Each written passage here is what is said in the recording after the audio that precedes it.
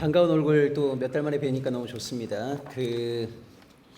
오늘 저희가 모세오경에 대한 이야기 함께 나눌 건데요. 지난번에 구약 때 잠깐 나누었던 이야기들도 있고 해서 강의안 보면서 진행해 가도록 하겠습니다. 자, 먼저 오전에는 저희가 모세오경에 대한 큰 틀에 대한 이야기 나누고요. 그다음에 창세기를 나눌 생각입니다. 식사하고 나서 이제 출애굽기부터 신명기까지 저희가 보도록 하겠습니다. 자, 먼저 여러분 모세오경 핵심 사상 한번 봐주시면요. 자, 이건 지난번에 저희가 구약 개론할 때 좀 나누었던 이야기들이 많이 있는데 복습한다는 마음으로 다시 한번 들어봐 주시면 좋겠습니다. 자, 우리는 오늘날 한글 번역 성경을 보고 있는데 원래 구약 성경은 히브리어 성경이 원본이라고 생각을 하거든요. 그래서 유대인들이 보고 있는 히브리어 성경 이게 이제 원본이고 우리 한글 성경은 그 히브리어 성경을 번역한 거예요. 번역한 거. 자, 근데 유대인들은 성경을 타낙이라고 부릅니다. 우리는 이걸 성경이라고 부르죠. 자, 유대인들이 왜 성경을 타낙이라고 부르냐면 그 타낙이라고 하는 성경 안에 토라와 느비임과 케투빔이라고 하는 세 개의 장르가 있다라고 보는 거예요. 유대인들은 성경 안에 토라, 느비임, 케투빔 세 개의 장르가 있다라고 보고 여기 토라를 우리가 보통 율법 이라고 얘기하는데 원래 토라라는 말은 가르침, 교훈 이런 뜻입니다. 느비임은 예언서, 케투빔은 성문서 이렇게 나눕니다. 그래서 유대인들은 성경이 율법서, 예언서, 성문서 이렇게 세 개의 장르가 있다고 보고 이 말씀 중에 제일 중요한 말씀을 토라, 그 다음 중요한 말씀을 예언서, 그 다음 중요한 말씀을 성문서라고 생각을 했어요. 그래서 가장 중요한 말씀들을 앞부분에 배치했습니다. 그래서 유대인들이 갖고 있는 히브리어 성경을 보시게 되면 토라가 제일 앞에 있고 예언서가 그 다음에 나오고 성문서가 제일 마지막에 있어요. 자, 본문으로는 창세기가 제일 처음에 나오고 역대기가 제일 마지막에 나옵니다.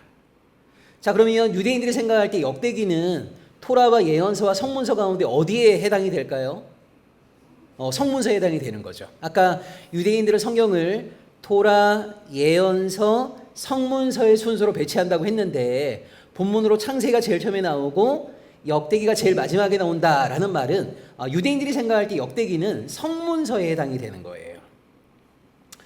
자, 왜 유대인들은 여러분 성문서 안에요 꽤 많은 본문이 있습니다. 시편도 성문서이고 잠언도 성문서이고 뭐 욥기도 성문서인데 왜 그 많은 성문서 가운데 역대기를 제일 마지막에 배치했냐면 유대인들은 성경을 이렇게 배치한 거죠. 족보의 책인 창세기로 시작해갖고 족보의 책인 역대기로 끝낸 겁니다. 이런 걸 우리가 보통 국어에서 수미 상관구조라고 얘기하는데 족보로 시작해서 족보로 끝내는 거예요. 자, 그래서 여러분 나중에 신약성경 27권 가운데 제일 먼저 쓰여진 건 바울서신입니다. 그런데 복음서를 제일 앞에 배치했죠. 그리고 복음서 중에 제일 먼저 쓰여진 건 마가복음이에요. 자, 그런데 왜 마태복음을 제일 앞에 배치한 거냐면 구약 성경이 족보로 시작해서 족보로 끝나고 있기 때문에 그 구약의 역사를 그대로 계승하고 있다는 걸 강조하기 위해서 족보가 제일 먼저 나오는 마태복음을 신약의 제일 첫머리에 배치한 겁니다. 정리해 보면 자, 유대인들은 구약을 세 개의 장르로 이해했다. 그래서 여러분 유대인들은 이 성경을요 성막과 비교해서 설명을 많이 했습니다. 자, 이스라엘에 출애굽하고 나서 하나님의 임재를 상징하는 성막이라고 하는 것을 건설을 했는데 여러분 성막을 보시게 되면 동쪽으로 들어가요. 항상 여러분 출입문은 동쪽에 있습니다. 동쪽으로 들어가게 되면 제일 처음에 마당과 뜰이 있죠. 좀 더 들어가게 되면 성소가 있고 조금 더 들어가게 되면 지성소가 있습니다. 자, 성막은 세 개로 구분되어 있는 거예요. 마당, 성소, 지성소. 자, 이 세 군데 모두가 하나님의 임재를 상징하는 거룩한 공간이지만 가장 거룩한 곳은 어디예요? 지성소죠. 그 다음 거룩한 곳은 성소죠. 그 다음 거룩한 곳이 바로 마당과 뜰이란 말이에요. 그래서 유대인들은 어떻게 설명했냐면 토라가 지성소이고 예언서는 성소이고 성문서는 마당과 뜰이다. 이렇게 이제 설명을 한 겁니다. 자, 유대인들은 성경이 22권 또는 24권이라고 말하는데요. 우리는 구약을 39권으로 나눕니다. 자, 그러면 이런 얘기를 딱 듣게 되면 우리가 유대인들이 갖고 있는 성경보다 한 15권 이상 더 많은 건가? 이렇게 생각하기 쉬운데 그렇진 않습니다. 성경의 내용은 똑같은데요. 이 권수를 나누는 기준이 좀 다릅니다. 자, 예를 들자면 유대인들은요. 사무엘을 한 권으로 봐요. 근데 우리는 사무엘상, 사무엘하 두 개로 나누었죠. 유대인들은 열왕기를 한 권으로 봅니다. 우리는 열왕기상, 열왕기하 두 권으로 나누었죠.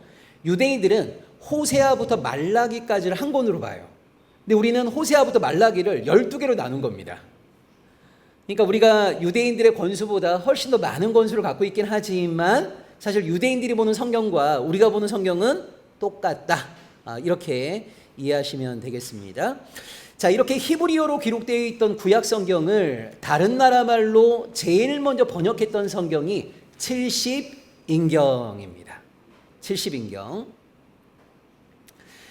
이 70인경이라고 하는 것은요, 히브리어 성경을 헬라어로 번역한 거예요.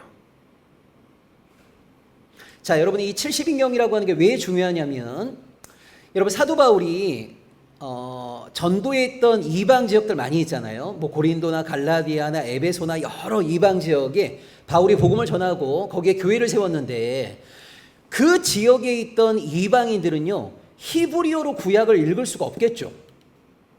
여러분 그렇지 않겠습니까? 아니 고린도 사람들이 히브리어 성경을 읽으려면 히브리어를 알아야 될 거 아닙니까? 근데 히브리어를 알려면 얼마나 오랜 시간이 걸리겠어요? 자, 그런데 고린도나 갈라디아나 에베소나 이 지역 사람들이 사용했던 언어가 바로 헬라어란 말이에요. 그러니까 히브리어로 기록된 구약 성경은 읽을 수 없지만 헬라어로 번역된 70인경은 초대교인들이 읽었던 겁니다.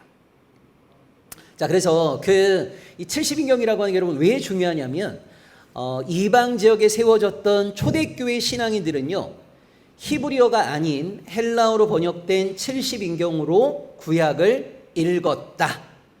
그래서 교회가 사랑한 책이 된 겁니다. 이 70인경이라고 하는 것이. 자, 이 70인경이라고 하는 것은 주전 3세기부터 번역되기 시작했어요. 자, 히브리어 성경을 헬라어로 주전 3세기부터 번역한 것이 바로 70인경입니다. 자, 이 번역을 하면서 원래 히브리어 성경에 없던 두 가지 수정사항이 생겨나게 되는데요. 첫 번째가 뭐냐면 원래 여러분 히브리어 성경에는 책의 제목이 없었습니다. 자, 그런데 70인경으로 번역을 하게 되면서 이 본문에서 가장 중요한 키워드를 뽑아갖고요, 책의 제목으로 삼은 겁니다. 예를 들자면 구약의 첫 번째 책을 쭉 읽어보니까 여기서 가장 중요한 키워드는 모든 것의 시작을 말한다. 그래서 게네시스라는 이름을 붙인 겁니다. 그게 지금의 창세기가 된 겁니다. 두 번째 두루마리를 쭉 읽어보니까 여기서 가장 중요한 키워드는 탈출이구나. 엑소더스라는 이름을 붙인 겁니다. 그게 지금의 출애굽기가 된 겁니다. 그래서 오늘날 우리가 부르는 것처럼 창세기, 출애굽기, 레위기 이런 책의 제목이 70인경으로 번역하면서 만들어지게 된 거예요. 자, 두 번째, 아까 유대인들은 성경을 어떻게 배치했다고 그랬죠? 토라를 제일 앞에, 예언서를 그 다음에, 성문서를 제일 마지막에 배치했다고 그랬죠. 그래서 가장 거룩한 말씀이 토라, 그 다음 거룩한 말씀이 예언서, 그 다음 거룩한 말씀을 성문서로 이해한 거예요. 그래서 유대인들은 가장 거룩한 말씀일수록 앞부분에 배치한 겁니다. 앞부분에.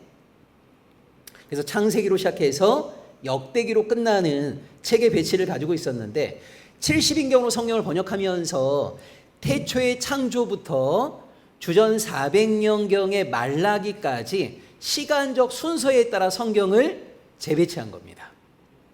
그러니까 두 가지를 기억하세요. 70인경으로 성경을 번역하면서 첫째, 책의 제목이 만들어졌다. 두 번째, 시간적 순서에 따라 성경을 재배치했다. 그래서 여러분 70인경 때부터 창세기로 시작해서 말라기로 끝나는 책의 배치가 만들어진 겁니다. 그러니까 우리가 지금 보고 있는 이 한글 번역 성경은요, 어떤 특징이 있냐면 안에 있는 내용은 히브리어 성경을 번역한 겁니다. 지금 우리가 갖고 있는 한글 번역 성경은요. 그런데 책의 배치는요, 70인경을 따른 겁니다. 이해가 되시죠? 그러니까 우리가 만약 책의 배치도 히브리어 성경을 따랐다면 우리도 구약이 어떻게 되어 있어야 돼요? 창세기로 시작해서 역대기로 끝나야 되는데 우리는 지금 창세기로 시작해서 말라기로 끝나잖아요. 그러니까 책의 배치는 70인경의 순서를 따랐고 안에 있는 내용은 히브리어 성경을 번역했다. 자, 이렇게 이해하시면 되겠습니다. 자, 잠언 31장 10절 한번 볼까요? 잠언 31장 10절입니다.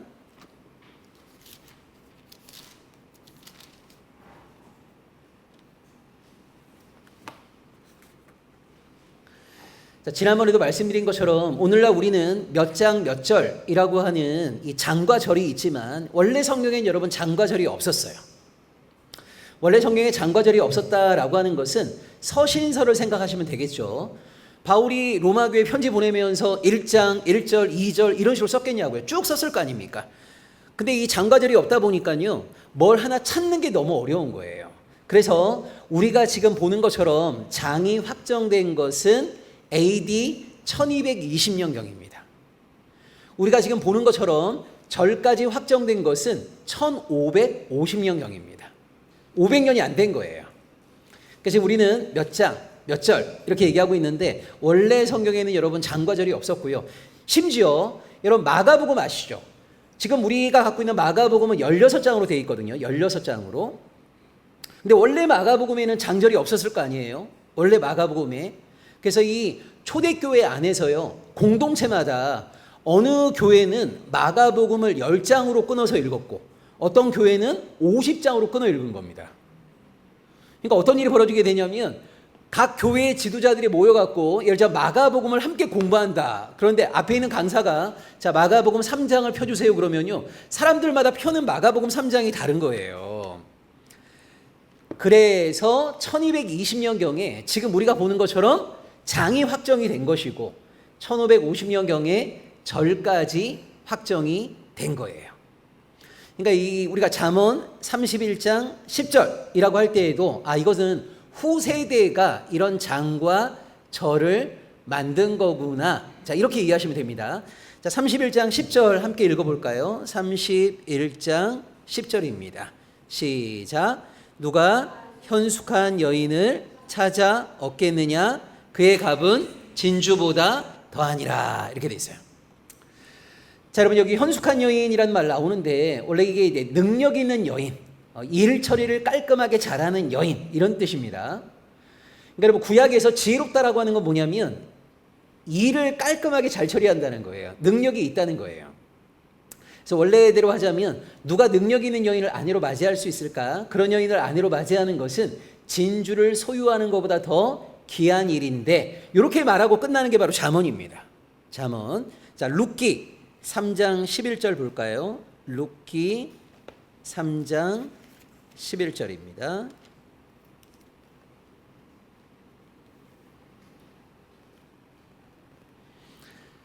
자, 여기서 보아스가 룻에게 이런 얘기를 하죠. 룻기 3장 11절입니다. 같이 읽죠. 그리고 이제 내 딸아 두려워하지 말라. 내가 내 말대로 내게 다 행하리라. 내가 현숙한 여자인 줄을 나의 성읍 백성이 다 아느니라. 이렇게 돼 있어요. 자, 여기도 여러분 현숙한 여인이라는 말 나오는데 원래 히브리어 원어로 보게 되면 능력 있는 여인이란 뜻이에요. 자, 아까 잠언은 질문했습니다. 누가 능력 있는 여인을 아내로 맞이할 수 있을까? 그런 여인을 아내로 맞이하는 것은 진주를 소유하는 것보다 더 귀한 일이다. 이렇게 잠언은 질문했어요. 룻기가 거기에 대해 대답을 합니다. 누가 능력 있는 여인, 지혜로운 여인입니까? 룻과 같은 여인이 지혜로운 여인인 거예요. 누가 그런 여인과 결혼할 수 있습니까? 보아스와 같은 남성이 이런 여인과 결혼할 수 있는 거예요. 그래서 잠언은 질문하고 룻기가 대답하기 때문에 여러분 히브리어 성경에는요. 잠언 다음에 룻기가 나옵니다. 그러니까 잠언이 질문하고 룻기가 대답하는 구조를 갖고 있기 때문에 히브리어 성경에서는 잠언 다음에 룻기가 나온단 말이에요. 자, 그런데 지금 우리가 갖고 있는 성경은요 70인경의 순서를 따랐다고 그랬죠. 자, 우리가 지금 가지고 있는 성경에서 사사기는 어디 다음에 나와요? 룻기가 어디 다음에 나와요? 사사기 다음에 나오잖아요. 그 이유가 뭐냐면 룻기 1장 1절 보세요. 룻기 1장 1절 보시면 룻기의 시대적인 배경이 언제입니까? 사사들이 치리하던 때란 말이에요. 그러니까 같은 사사 시대를 공유하고 있는 사사기와 룻기를 묶어놓은 거죠. 이게 언제 때부터 이렇게 됐다고요? 70인경 때부터. 자, 다시 한번 정리해 보겠습니다. 자, 1번 유대인들의 성경을 타나크라고 한다. 타나크라고 하는 이유는 뭐냐면 유대인들은 성경이 토라와 예언서와 성문서라고 하는 세 개의 장르로 구성되어 있다고 보는 거예요. 자, 토라와 예언서와 성문서 모두가 다 하나님의 말씀이지만 그 가운데 가장 거룩한 말씀은 토라, 그 다음 거룩한 말씀이 예언서, 그 다음 거룩한 말씀을 성문서로 이해를 합니다. 자, 본문으로 보면 창세기로 시작해서 역대기로 끝나요. 족보로 시작해서 족보로 끝난 겁니다. 자, 그런데 70인경 때부터 이제 바뀌기 시작하는 거예요. 70인경이라고 하는 것은 히브리어 성경을 헬라어로 번역한 최초의 번역 성경입니다. 70인경으로 번역하면서 첫째, 책의 제목이 만들어졌다. 두 번째, 시간적 순서에 따라 성경을 재배치했다. 그래서 히브리어 성경에서는 잠언이 질문하고 룻기가 대답하기 때문에 잠언 다음에 룻기가 나오는데 우리가 지금 가지고 있는 성경에서는 같은 사사 시대를 공유하고 있기 때문에 사사기 다음에 룻기를 배치했단 말이에요. 자, 이해가 되시죠? 자, 2번으로 넘어가 보겠습니다. 자, 우리가 성경을 하나님의 말씀이라고 하는데요. 성경이 하나님의 말씀이라고 하는 것의 의미가 뭐냐? 그게 세 가지가 중요합니다. 첫째, 하나님께서 직접 또는 간접적으로 선포하신 말씀이기 때문에 하나님의 말씀인 거예요. 자, 여기에 해당되는 게 여러분 바로 토라와 예언서입니다. 자, 하늘에 계신 하나님께서 땅에 있는 사람들에게 직접 또는 인간 예언자를 통해서 간접적으로 선포하신 말씀이기 때문에 성경이 하나님의 말씀이 되는 겁니다. 자, 이건 어렵지가 않아요. 여러분, 하늘에 계신 하나님께서 땅에 있는 사람들에게 선포하신 말씀이니까 성경이 하나님의 말씀이라고 하는 것은 어렵지가 않습니다. 자, 근데 2번도 있습니다. 2번은 뭐냐면요. 땅에 있는 사람들이 하늘에 계신 하나님께 올려드린 인간의 말이에요. 인간의 찬양이고 인간의 탄식이에요. 그런데 그것을 우리는 하나님의 말씀이라고 고백을 합니다. 이유가 뭐예요? 인간의 말이고 인간의 탄식이지만 하나님께서 그것을 경청하시고 연락하셨기 때문에 그것을 우리는 하나님의 말씀이라고 고백을 하는 거예요. 자, 여기에 해당되는 게 뭐냐면 시편입니다. 여러분, 시편에 150편이 있는데요. 시편 가운데 어떤 것도요, 하늘에 계신 하나님께서 땅에 있는 사람들에게 주신 말씀은 없습니다. 모든 시편은 뭐예요? 구약시대의 찬송가입니다. 여러분, 오늘 우리가 시편 그러면 시라고 생각하기 쉬운데요. 여러분, 엄밀한 의미에서 시편이라고 하는 건 뭐냐면 구약시대 이스라엘 백성이 불렀던 찬양이에요. 찬양. 노래입니다. 노래. 그 찬양 누가 만들었습니까? 사람들이 만든 거예요. 누가 불렀습니까? 사람들이 부른 거예요. 그런데 이 사람들이 부른 찬양이지만 하늘에 계신 하나님께서 인간이 불렀던 그 찬양을 경청하신 거예요. 연락하신 거예요. 이것도 우리는 하나님의 말씀이라고 고백을 합니다. 세 번째, 사람이 사람에게 보낸 말과 글이 있어요. 여러분, 대표적인 게 잠언입니다. 잠언은 하늘에서 땅으로 주어진 것도 아니고요, 땅에서 하늘로 올려드린 것도 아닙니다. 잠언은 사람이 사람에게 건넨 지혜의 격언이란 말이에요. 전도서도 그렇고 아가서도 그렇습니다. 여러분, 심지어 신약이 27권인데요. 27권의 신약 가운데 가장 많은 것이 뭐냐면 편지입니다. 편지. 로마서부터 유다서까지가 편지란 말이에요. 여러분, 편지는 사람이 사람에게 보낸 거잖아요. 근데 여러분, 예를 로마서 한번 생각해 보세요. 바울이 로마 교회에 보낸 게 로마서인데 이거 하늘에서 떨어진 거 아니죠. 그리고 바울이 하나님께 보낸 글도 아니죠. 바울이 로마 교인에게 보낸 거 아닙니까? 사람이 사람에게 보낸 거 아닙니까? 자, 그런데 어떻게 사람이 사람에게 보낸 걸 우리는 하나님의 말씀으로 받아들이고 있죠? 자, 이게 세 번째입니다. 사람이 사람에게 보낸 말과 글이라 하더라도 그 안에 하나님의 뜻이 담겨 있을 때 우리는 그것을 하나님의 말씀이라고 고백을 합니다. 자, 정리해 보면, 자, 성경에 66권이 있는데요. 여러분, 66권의 말씀이요, 모두가 다 하늘에서 땅으로 뚝 떨어진 게 아닙니다. 자세히 보시게 되면, 자, 방향성을 한번 생각해 보세요. 첫 번째는 뭐냐면 하늘에서 땅으로 주어진 겁니다. 여기에 해당되는 게 토라와 예언서입니다. 두 번째, 땅에서 하늘로 올려드린 인간의 말과 탄식입니다. 근데 그것을 하나님이 경청하시는 거예요. 연락하시는 거예요. 이것도 우리는 하나님의 말씀이라고 고백합니다. 세 번째, 사람이 사람에게 보내는 겁니다.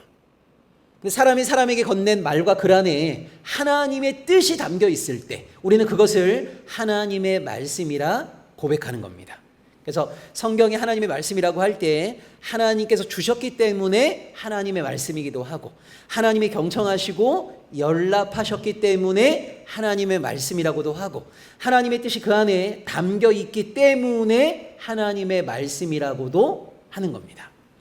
자, 그런데 여러분, 사람이 사람에게 건넨 말 안에 하나님의 뜻이 담겨 있는지 아닌지를 알려면 사실은 1번을 제대로 알아야 되는 거예요.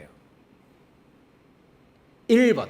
그러니까 하나님께서 주신 말씀을 통해서 우리는 하나님께서 우리가 하나님께 쏟아내는 말 가운데 어떤 말씀을 경청하고 연락하기 원하시는지 하나님의 뜻이 무엇인지를 우리는 1번을 통해서 알 수 있는 거죠. 그러니까 1번을 제대로 알아야만이 2번과 3번에 대한 이해도 제대로 가질 수 있는 겁니다. 자, 3번으로 넘어가 볼게요.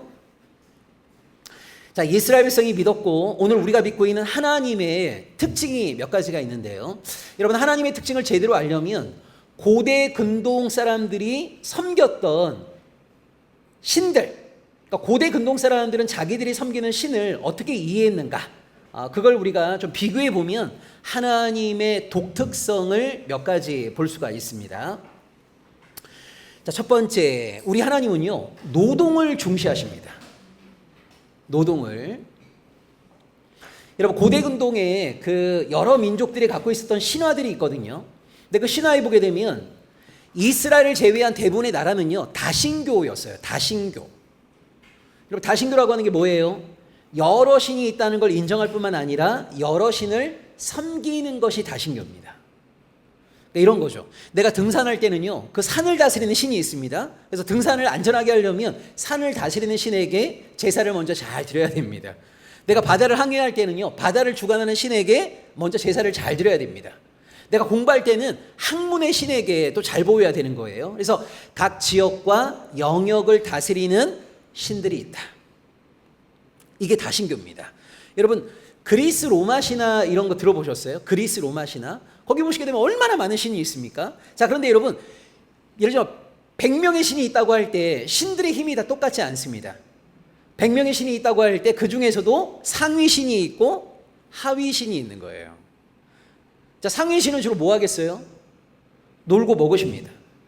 하위 신은 주로 뭐 하겠어요? 상위 신들이 편안하게 안식하실 수 있도록 늘 허드렛 일을 하는 거예요. 설거지하고 빨래하고 음식 만들고 청소하고. 그래서 이 신들 사이에서도 위계가 있단 말이에요. 위계. 그러면서 여러분, 이런 신화를 통해서 뭘 얘기하는 거냐면 상위 신의 지상 대리자가 왕과 귀족 같은 사람들이고 하위 신의 지상 대리자가 일반 평민과 종과 노예들이라는 거예요. 그러면서 하위 신들이 상위 신을 열심히 섬기는 것처럼 평민과 종과 노예들은 왕과 귀족들을 열심히 섬겨야 된다. 자, 이런 식의 주장들을 해왔던 거거든요. 여러분, 노동은 누가 하는 겁니까? 하위 신들이 하는 거예요. 평민과 종과 노예들이 하는 거예요. 그러니까 여러분, 고대 사회에서 일반적으로 노동한다라고 하는 것은 굉장히 천한 일처럼 인식되어졌단 말이에요. 자, 근데 우리 하나님은요, 친히 6일 동안 노동하심을 통하여서 천지를 창조하셨죠. 그리고 7일째 안식하셨죠. 그러면서 여러분, 당신의 형상대로 지음받은 사람들에게도 뭐라고 말씀하시냐면 너희도 6일 동안 열심히 노동하고 7일에 안식하라 라고 말씀하세요. 자, 이 노동한다라는 말이 히브리어로 아바드라는 말인데요. 여러분, 이 아바드라는 동사 안에는 예배 드린다는 의미가 있습니다. 자, 이 말이 무슨 말이냐면 하나님은 우리의 일상의 노동이 하나님을 경외하고 찬양하는 예배가 되기를 원하신다는 거예요. 그러니까 여기는 노동하는 자리이고 여기는 예배 드리는 자리이고 노동과 예배의 자리가 분리되기를 원하시지 아니하시고 일상을 살아가는 삶, 일상의 노동이 하나님을 경외하고 찬양하는 예배가 되기를 원하셨던 분이 바로 우리 하나님이신 겁니다. 이걸 바울은 로마서 12장 1절에서요. 너희 몸을 거룩한 산 제물로 드리라고 하는 거예요. 이게 여러분 헬레니즘하고 다른 겁니다. 그러니까 헬레니즘은요, 여기는 일상의 노동의 영역, 여기는 예배의 영역, 이런 식으로 이원론적으로 나누거든요. 근데 우리 하나님은 그러지 않으신 거예요. 일상의 노동, 일상의 삶 자체가 하나님을 찬양하고 경외하는 예배의 자리가 되기를 원하시는 거예요. 노동을 중시하신 분이 바로 우리 하나님이시다. 그다음에 두 번째, 창세기 여러분 4장 4절과 5절에 보시면 카인과 아벨 이야기 들어보셨죠? 자, 카인과 아벨이 똑같이 하나님께 제사 드렸습니다. 근데 아벨의 제물로 연락이 되었는데 카인의 제물로 연락되지 않았어요. 그동안 많은 사람들은요, 왜 아벨의 제물로 연락되었는데 카인의 제물로 연락되지 않았을까? 그러면서 제물의 종류에 집중을 많이 했습니다. 그래서 뭐라고 얘기했냐면, 우리 하나님은 고기 좋아하신다. 근데 카인은 농산물로 바쳤고 아벨은 양으로 바쳤기 때문에 아벨의 제물이 연락되었다. 이런 식의 주장을 많이 했는데 여러분 전혀 그렇지 않습니다. 왜냐하면 레위기에 보시게 되면 5대 제사가 나오는데요. 그 가운데 농산물로 바치는 소제라는 게 있습니다. 그러니까 여러분 하나님께 제물을 바친다고 할 때 무조건 소나 양이나 염소 같은 짐승이 아니고요. 농산물로 바치는 제사가 있단 말이에요. 그러니까 카인이 농산물로 바쳤다고 해서 연락되지 않았다? 이거는 말이 안 되는 이야기예요. 자, 창세기 4장 4절과 5절에 보면 이렇게 되어 있습니다. 하나님께서 아벨과 그의 제물은 연락하셨고 카인과 그의 제물은 연락하지 않으셨다. 자, 여러분 하나님이 주목하시는 건 두 가지입니다. 첫째, 하나님께 제사 드리러 오는 사람을 먼저 주목하시고요. 그 다음에 그가 가지고 온 제물을 주목하시는 겁니다. 자, 이 순서가 중요합니다. 카인과 그의 제물이 연락되지 않은 거예요. 아벨과 그의 제물이 연락이 된 거예요. 여러분 이 말을 풀면 어떻게 되는 거냐면, 카인의 삶이 연락되지 않았고, 그리고 카인이 바친 제물도 연락되지 않았고, 아벨의 삶이 연락되었고, 그리고 아벨이 바친 제물도 연락되었고. 그러니까 여러분 하나님이 먼저 주목하시는 거는 사람들이 들고 온 제물입니까? 아니면 그 제물을 들고 오기 이전에 그들의 삶입니까? 삶이죠, 삶. 그러니까 진실하지 아니하고 정직하지 않은 자들이 하나님 앞에 와서 하나님을 찬양하고 하나님 사랑해요 라고 하는 걸 우리 하나님은요 가증히 여기신단 말이에요. 그래서 예수님도 뭐라고 말씀하셨습니까? 너희가 하나님께 예물을 드리다가도 누구에게 원망 들을 만한 일이 있는 것이 생각이 나거든 그 사람에게 먼저 가서 용서를 구하고 화해하고 그리고 하나님께 와서 예물을 드리라고 하잖아요. 그러니까 한국교회가 오랜 세월 동안 강조해왔던 이런 주장은 너무너무 잘못된 거예요. 우리가 6일 동안 세상에서 많은 죄를 범했는데 주일날 교회 와서 예배 한번 잘 드리게 되면 6일간 범했던 모든 죄가 하나님으로부터 말끔히 용서받는다? 이건 말도 안 되는 주장입니다. 하나님 앞에 나오기 전에요, 내가 누군가에게 용서를 구할 일이 있으면 용서를 구해야죠. 화해해야 될 일이 있으면 화해를 해야죠. 그리고 하나님 앞으로 나오는 거지, 죄를 덕지덕지 들고 하나님 앞에 나와서 하나님 앞에 나오기만 하면 내 삶에 붙어있는 모든 죄가 다 치유받고 용서받는 것 전혀 그렇지 않습니다. 이거는 여러분 고대 근동의 일반 종교가 주장했던 거지 하나님이 말씀하신 내용이 전혀 아닙니다. 두 번째, 우리 하나님은요 재물보다 헌제자의 삶을 훨씬 더 주목하신다는 것을 기억하셔야 돼요. 세 번째, 우리 하나님은 소자와 자기를 동일시하신 분입니다. 그래서 우리 구약에도 보게 되면 고아와 가부와 나그네와 같은 밑바닥 인생들에게 행한 것이 곧 나에게 한 것이다. 신약에도 보게 되면 소자 중 하나에게 한 것이 곧 나에게 한 것이다. 여러분 사람들의 심리가요, 자기보다 힘이 있고 돈 많고 능력 있는 사람 앞에서는요 아부 떨어요. 굴종합니다. 자기보다 좀 약하다고 생각하게 되면 그 사람들을 위해 군림하려고 하는 게 일반적인 사람들의 모습인 거거든요. 자, 그런데 우리 하나님은 당신의 백성된 자들이 어떤 삶을 살기를 기대하시냐면 자기보다 연약한 사람들을 하나님을 대하듯이 존귀하게 대하기를 기대하세요. 이게 여러분 하나님의 굉장히 독특한 특징입니다. 자, 그래서 여러분 구약의 하나님의 말씀을 보시게 되면 여러분 보세요. 살인하지 마라, 간음하지 마라, 도둑질하지 마라, 이런 것들은요 다른 나라 법에도 다 있는 겁니다. 자, 그런데 하나님의 법에서만 발견될 수 있는 유일무이한 법들이 몇 가지가 있어요. 그 가운데 하나가 안식일법, 안식년법, 희년법이라는 겁니다. 자, 여러분 이 세 가지 법은요 다른 나라 어떤 곳에서도 발견될 수 없는 법입니다. 자, 그런데 우리는 안식일법 그러면요, 이렇게 생각합니다.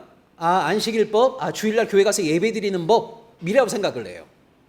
근데 여러분, 성경을 자세히 보시게 되면 안식일날 예배 드리라는 말씀은 성경 어디에도 안 나옵니다.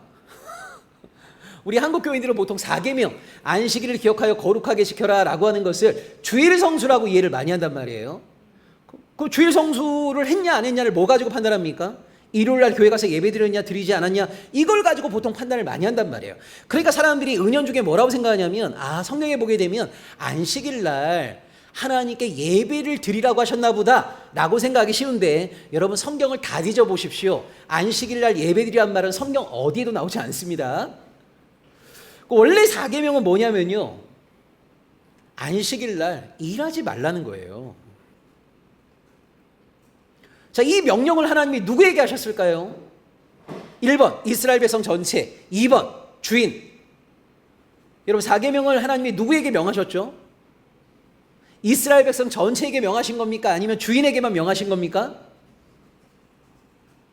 주인에게만 명한 겁니다. 이게 어디 나오냐면 신명기 5장 12절부터 14절에 잘 나옵니다. 그래서 여러분, 하나님이 주인에게 뭐라고 말씀하신 거냐면, 너도 6일 동안 열심히 일해. 그리고 7일째 되는 날 너만 쉬지 말고 네 휘하에 있는 종들, 가축들 다 너처럼 안식하게 해. 이게 여러분 안식일법입니다. 그럼 여러분 한번 생각해 보세요. 왜 하나님이 4계명을 이스라엘 백성 전체에게 명하지 않으시고 주인에게만 명하셨을까요? 여러분, 만약 이스라엘 백성 전체에게 명하시게 되면요, 종인 사람들은요, 안식일만 다가오게 되면 진짜 머리가 좀 복잡할 거예요. 왜냐하면 하나님은 안식일날 쉬라고 하셨는데, 그래서 내가 하나님께 순종하겠다고 안식일날 일을 안 하고 쉬게 되면 주인이 와서 그러겠죠. 너 지금 뭐 하냐? 하나님이 4계명에서 안식일날 쉬라고 해서 나 쉬는 거예요. 이러면 주인이 가만두지 않겠죠. 여러분 보세요. 종이 스스로 안식할 수 있는 권리가 있습니까? 없단 말이에요. 왜 여러분 4계명을 주인에게만 명하신 거냐면, 종이 안식할 수 있는 것은 결국 누구의 주관 아래에 있는 거예요? 주인의 주관 아래에 있는 거예요.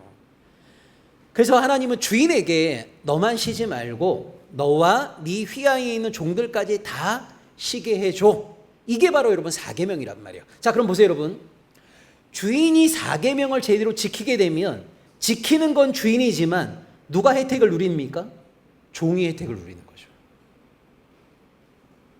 이게 여러분 안식일법의 놀라운 특징입니다. 주인이 순종하게 되면 종이 혜택을 누리는 거고요, 주인이 순종하지 않게 되면 종이 혜택을 누리지 못하는 거예요. 안식년도 마찬가지죠. 안식년은 뭐냐면 6년 동안 일했던 종을요, 자립할 수 있는 돈을 손에 쥐어주면서 해방시켜주는 게 안식년입니다. 6년 동안 인간에게 먹을거리를 생산해줬던 땅이 지력이 많이 상실했기 때문에 7년째 휴경하게 하는 게 안식년입니다. 여러분, 안식년법을 주인이 지키게 되면 종과 땅이 유익을 누리는 거죠. 이게 여러분 하나님이 명하셨던 안식일법, 안식년법, 희년법의 특징인데, 공통점이 뭐냐면 강자의 순종을 통해서 약자가 유익을 누리는 겁니다. 그러니까 우리 하나님은 그렇게 약자에 관심이 많으세요. 약자, 소자에게 관심이 많으시단 말이에요. 네 번째, 우리 하나님은 아내의 신이 없습니다. 여러분, 이걸 우리가 성경만 보게 되면 이게 무슨 말인가라고 생각하기 쉬운데요, 고대 근동에 여러분 일반적인 나라들이 갖고 있었던 신관을 보시게 되면 남성 주신하고 아내 신이 다 있어요. 여러분이 가장 잘 아는 존재가 누구죠? 바알과 아세라죠. 가나안 사람들이 섬겼던 주신이 바로 바알 아닙니까? 바알의 부인이 아세라잖아요. 아세라. 이집트의 이시스와 오시리스, 마르둑과 이시타르 다 보게 되면 남성 주신과 아내 신이 있단 말이에요. 한마디로 부부신입니다. 부부신. 자, 그럼 사람들은요, 이 부부신에게 가서 제사를 드리면서 뭘 기대하는 거냐면, 부부신의 성적 결합을 통해서 풍요와 다산이 우리에게 제공되어지기를 기대하는 거예요. 자, 학자들은 여러분 이렇게 봅니다. 가나안 땅에 있었던 바알 신전에는요, 무수하게 많은 여성 창기들이 있었다고 봐요. 그러니까 이름은 여제사장인데 실제 하는 일은 뭐냐면 창기입니다. 창기. 그러니까 이 신전의 규모에 따라 어디에는 수십 명, 많게는 수백 명의 여성 창기들이 있는 거예요. 근데 이 바알 신전의 놀라운 특징이 뭐냐면, 여러분, 바알 신전은요 지붕이 없습니다. 그러니까 쉽게 얘기하자면 위에서 다 볼 수 있는 거예요. 자, 그러면 사람들이 바알 신전에 가서 1부는 제사를 드리고요, 2부는 뭐 하냐면 신전에 있는 여성 창기들하고 잠자리를 갖는 거예요. 왜 그럼 지붕이 없냐? 그걸 하늘 위에서 바알이 본다는 겁니다.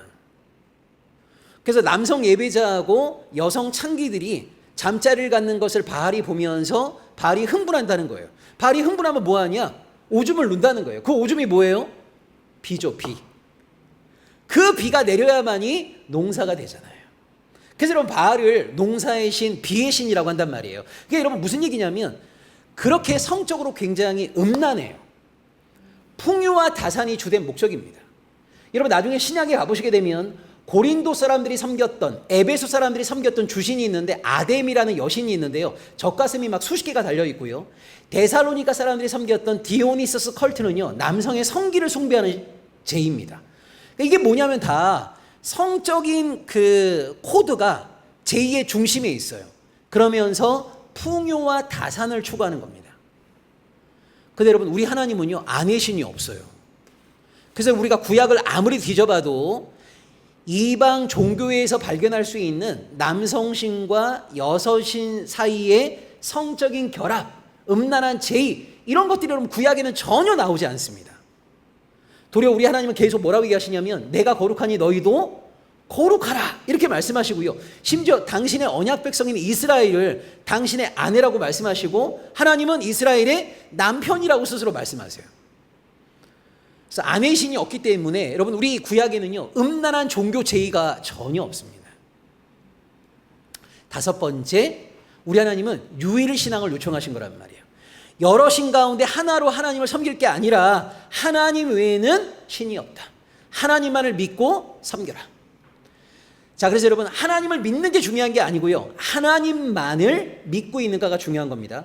내가 하나님께 예배를 드리고 있는가가 중요한 게 아니라 하나님께만 예배하고 있는가가 중요한 거예요. 자, 성경에 나와 있는 우상 숭배의 핵심이 뭐라고 그랬죠?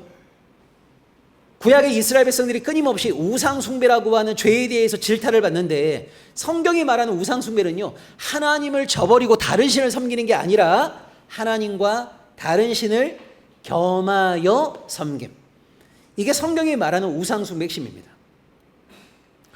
그러니까 여러분, 구약의 이스라엘 백성들은요 하나님을 저버린 적이 한 번도 없어요. 이걸 여러분 꼭 기억하셔야 됩니다. 구약의 이스라엘 백성들은 매일 하나님께 예배드렸고요, 늘 하나님을 믿었습니다. 근데 하나님은 시기시기마다 예언자를 보내셔갖고 이스라엘 백성들에게 뭐라고 질타하십니까? 너희가 우상을 숭배하고 있다, 나를 버렸다, 이렇게 막 말씀하세요. 그 이스라엘 백성들 그 말씀이 이해가 안 가는 거예요. 왜요? 아니, 오늘 아침에도 하나님께 예배드렸는데, 늘 우리는 하나님을 믿고 있는데, 근데 하나님의 예언자를 통해서 늘 너희가 나를 버렸다, 우상을 숭배하고 있다, 이렇게 얘기하니까 이스라엘 백성들은 그 말씀이 무슨 말인지 전혀 이해를 못했어요. 정리하시면, 여러분, 이스라엘은 시내산에서 하나님만을 믿고 섬기겠다고 약속하고 결단한 공동체입니다. 그러니까 하나님은 뭘 주목하게 보시냐면, 하나님만을 이스라엘이 믿고 섬기고 있는가. 근데 안타깝게도 이스라엘은요 하나님을 믿긴 믿었지만 하나님만을 믿지는 못했어요. 늘 하나님과 자기 인생에 도움이 된다는 무수하게 많은 것들을 자기 인생의 신으로 겸하여 섬겨왔단 말이에요. 오늘날에도 마찬가지입니다. 예수 믿으면 구원받는다라고 한국교회는 강조를 많이 했는데, 여러분, 그렇지 않습니다. 예수만 믿어야 구원받는 거지, 예수를 믿냐 안 믿냐는 중요하지 않습니다. 하나님께 예배를 드렸냐 안 드렸냐는 중요하지 않아요. 하나님께만 예배 드리고 있는가가 중요한 거지.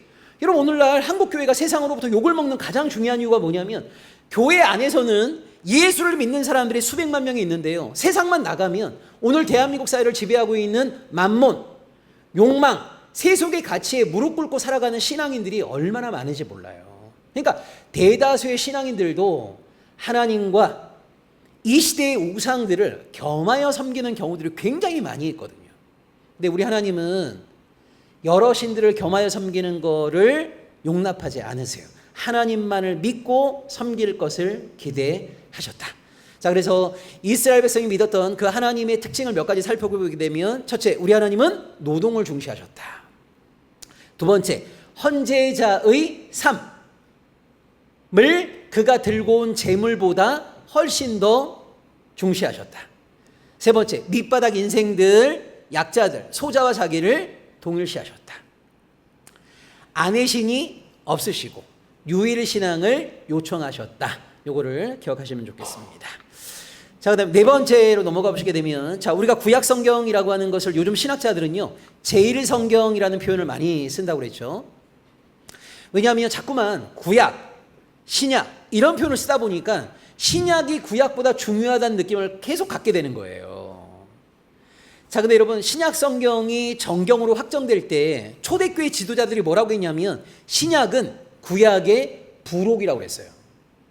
여러분, 신약이 구약의 부록이란 말은 뭐가 더 중요하다는 거예요? 구약이 중요하다는 거죠. 구약이라는 토대 위에 신약이 있는 겁니다. 근데 자꾸만 우리가 구약, 신약 이런 용어를 쓰다 보니까 뭐를 더 중요하게 생각해요? 신약을 더 중요하게 생각한단 말이에요. 그래서 많은 사람들이 뭐라고 생각하냐면, 구약은 율법이고 신약은 복음이야. 구약은 그림자이고 신약은 실체야. 구약은 약속이고 신약은 성취야. 그러면서 신약이 구약보다 훨씬 더 중요한 본문인 것처럼 생각을 많이 해요. 여러분, 그렇지 않습니다. 구약이 훨씬 더 중요한 거고요. 그 구약의 토대 위에 신약이 있는 겁니다. 그래서 요즘 신학자들이 어떤 운동을 펼치고 있냐면, 자꾸만 이런 얘기를 백날 해봤자요, 구약이 신약보다 훨씬 더 중요한 거야, 구약이란 토대 위에 신약이 있는 거야, 이런 얘기를 백날 해도 구약, 신약이라는 용어를 계속 쓰게 되면 뭐가 중요하다는 느낌이 들어요? 신약이 중요하다는 느낌이 든단 말이에요. 그래서 이 신학자들이 무슨 운동을 지금 하고 있냐면, 구약, 신약이라고 부르지 말고 구약을 제1성경, 신약을 제2성경이라고 부르자라는 운동을 하는 거예요. 그래서 여러분, 구약을 제1성경이라고 부르고 신약을 제2성경이라고 부르면 뭐가 중요한 느낌이 들어요? 제1성경이 중요한 느낌이 들죠. 그러니까 참 재미있는 게 뭐냐면, 사람이 단어를 만들고 그 단어를 사용하면서도 사람이 그 단어의 종속이 돼버리는 거예요. 그래서 아직까지 이게 일반 교회로까지는 확장이 되진 않았는데, 어쨌건 이렇게 신학자들 사이에 이런 움직임이 있다는 것만 여러분 알아두시면 좋겠습니다. 근데 저희는 오늘 구약이라는 일반적인 용어를 쓰도록 할게요. 자, 구약을 한 문장으로 정리해 보게 되면 출애굽에 실패한 이스라엘의 이야기입니다.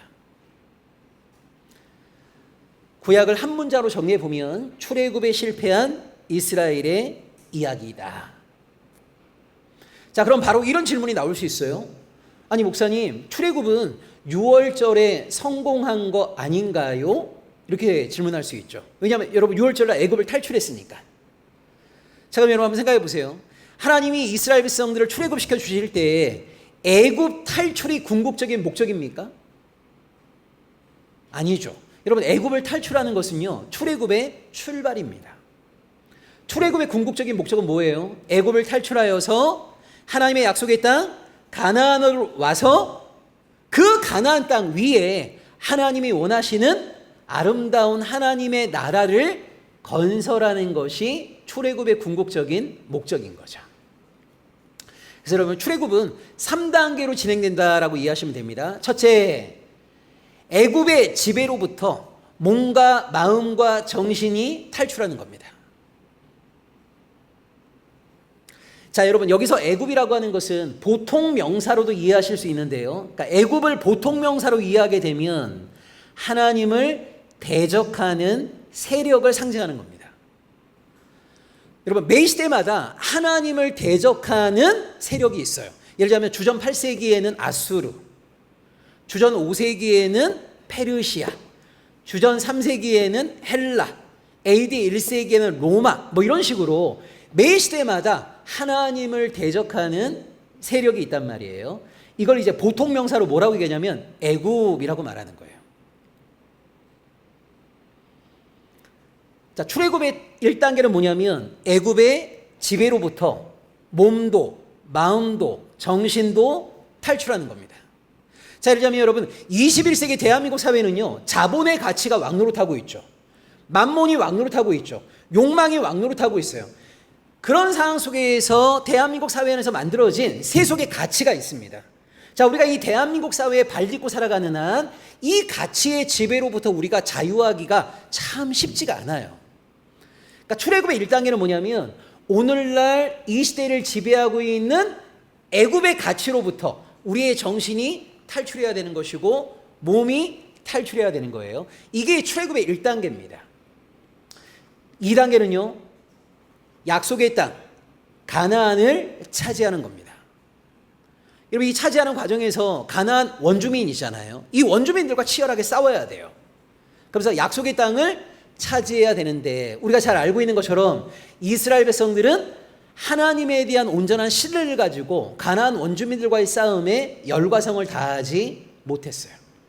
그 결과 쫓아내야 될 가나안 원주민들을 다 쫓아내지 못하고 가나안 원주민들과 동거를 하게 되었고, 동거의 결과 가나안 원주민들로부터 가나안 종교와 문화에 동화되어 버렸습니다.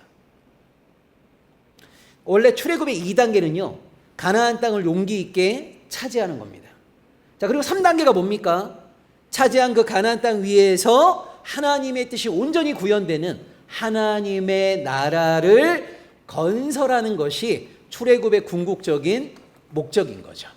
그러니까 출애굽의 1단계는 애굽의 압제로부터 몸과 정신이 탈출하는 것이고, 출애굽의 2단계는 가나안 땅을 용기 있게 차지하는 것이고, 3단계는 가나안 땅 위에 하나님의 나라를 아름답게 건설하는 거였는데, 구약은 결국 우리에게 뭐를 알려주고 있냐면 이스라엘 백성은 온전한 출애굽에 실패했다.